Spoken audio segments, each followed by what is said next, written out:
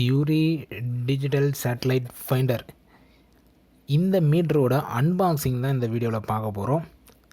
இது எதுக்குன்னு சொல்லிட்டு பார்க்க போகிறோம். அடுத்தடுத்த வீடியோவில் இதெல்லாம் என்னென்ன ப்ராப்ளம் சால்வ் பண்ண முடியும் எல்லாமே பார்க்கலாம். நம்ம கம்யூனிட்டி டேப்லேயே போட்டிருப்பேன் அன்பாக்சிங் சீக்கிரமாகவே சொல்லிட்டு. ஸோ அந்த அன்பாக்சிங் தான் இன்றைக்கி பார்க்க போகிறோம். ஃபஸ்ட்டு இது வந்து எதுக்கு அப்படின்னு கேட்டிங்கன்னா, டிஷ்ஷில் வந்து சிக்னலை ஃபைன் பண்ணுறதுக்காக, டிடிஹெச்சில் சிக்னல் ஃபைன் பண்ணுறதுக்காக. முன்னெல்லாம் தான் பார்த்தீங்கன்னா எப்படி சொல்கிறது, நம்ம ஆண்டனா வச்சு இந்த புதிய டிவிலாம் பார்த்துருந்தோமே, அப்போ தான் நம்ம மேலே ஒருத்தர் போய் சேனல் வருதா கிளியராக வருதா அப்படி இப்படின்னு பார்த்துன்னு இருந்தோம். இப்போ பார்த்தீங்கன்னா மீட்டரே வந்துருச்சு.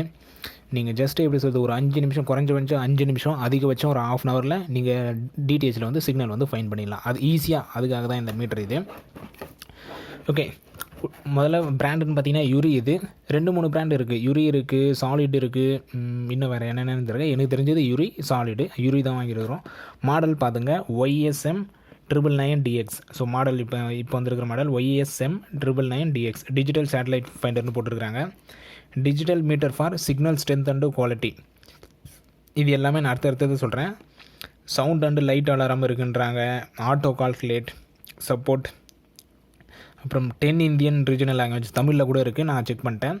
LNB short product support mechanical compass. So battery பார்த்திங்க 7.4 வோல்ட்டு 2500 mAh. இது நான் தனியாகவே சொல்கிறேன் இந்த பேட்டரியை பற்றி.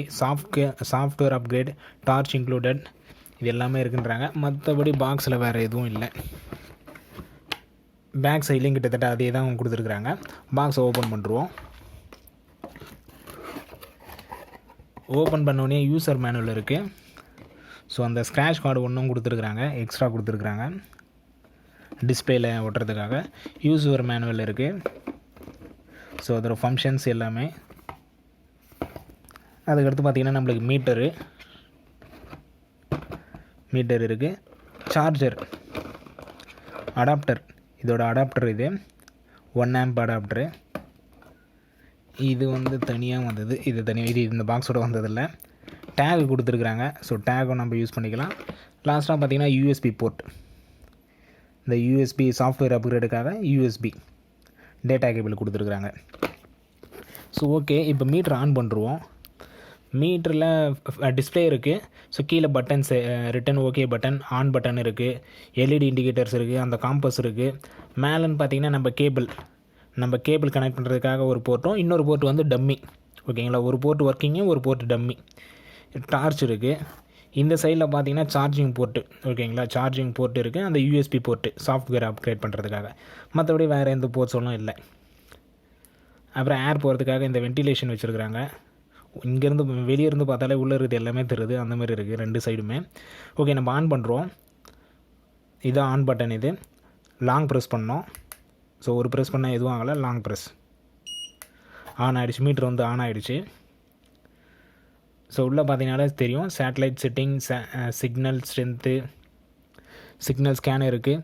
ஸோ நம்ம இந்த சிக்னல் ஸ்கேனில் போயிடணும்.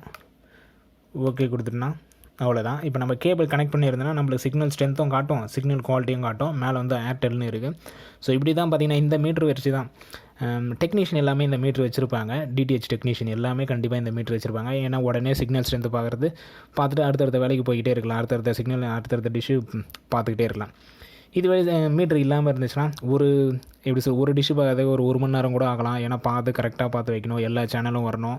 சிக்னல் கரெக்டாக அதிகமாக வச்சா மட்டும்தான் நம்மளுக்கு எல்லா சேனலும் வரும். ஸோ அடுத்தடுத்த வீடியோவில் நான் அதிகமாகவே போடுறேன். வீடியோ வந்து ஷார்ட்டாக போகிறதுக்கான காரணமே எல்லோரும் பார்ப்பாங்கன்னு சொல்லிட்டு தான். ரொம்ப லென்த்தாக போட்டால் நிறைய பேர் பார்க்க மாட்டாங்க, அவாய்ட் பண்ணுறாங்க. ஸோ இந்த வீடியோ எதுக்காக பார்த்திங்கன்னா இந்த மீட்டரோட அன்பாக்சிங். இந்த மீட்ரு எதுக்குன்னு பார்த்தீங்கன்னா DTH சிக்னலை வந்து இந்த மீட்ரு இருந்துச்சுன்னா ஈஸியாக ஃபைன் பண்ணலாம். இதுக்காக தான் இந்த மீட்டரு.